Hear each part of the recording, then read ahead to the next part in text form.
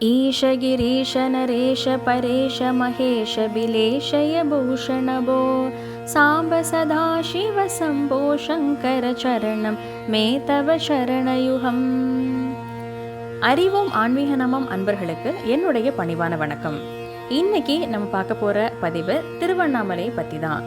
வாங்க அப்படி நம்ம திருவண்ணாமலைக்கு போயிட்டு வந்துடலாம். திருவண்ணாமலையோட முதல் பிரதான லிங்கமே மலை தான். கைலாயத்தை விட சிறப்பு வாய்ந்த ஸ்தலமாக திருவண்ணாமலையை சொல்றாங்க. ஏன்னா இந்த மலையை சுத்தி 108 சிவலிங்கங்கள் புதைந்திருக்கு அப்படின்னும், இந்த லிங்கங்களில் இருந்து வெளிவரும் தெய்வீக அலைகள் நமக்கு ஏராளமான நன்மைகளை செய்யும் அப்படின்னு சொல்லி சொல்றாங்க.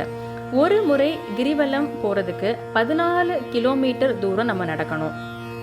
இப்போ நம்ம கிரிவலம் ஆரம்பிக்க போறோம் அப்படின்னா முதல்ல நம்ம காவல் தெய்வமான பூத நாராயண பெருமாளை வணங்கி அவர்கிட்ட அனுமதி கேட்டுட்டு, அப்புறமா ரெட்டை பிள்ளையாரை பார்த்து அவரையும் வணங்கிட்டு ஆலயத்துக்குள்ள சென்று அண்ணாமலையாரையும் உண்ணாமலை அம்பிகையும் நம்ம வணங்கி அப்புறம் கோவிலுடைய ராஜகோபுரத்தை வணங்கி கிரிவலத்தை தொடர ஆரம்பிக்கணும்.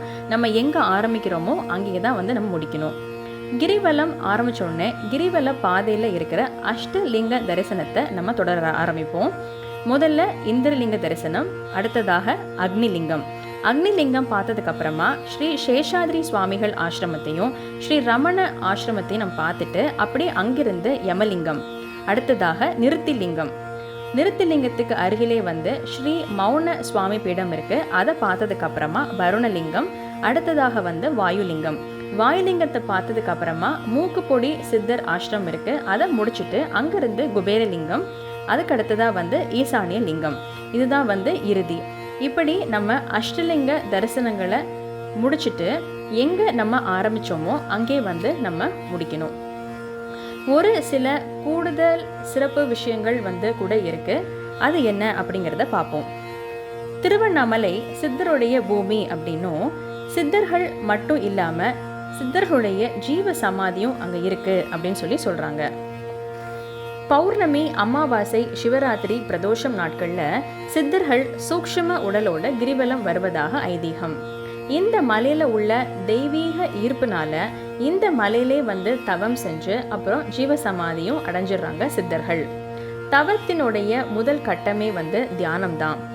மனதை அடக்கும் அதிர்வுகள் திருவண்ணாமலையில ஏராளமா நிறைஞ்சிருக்கு.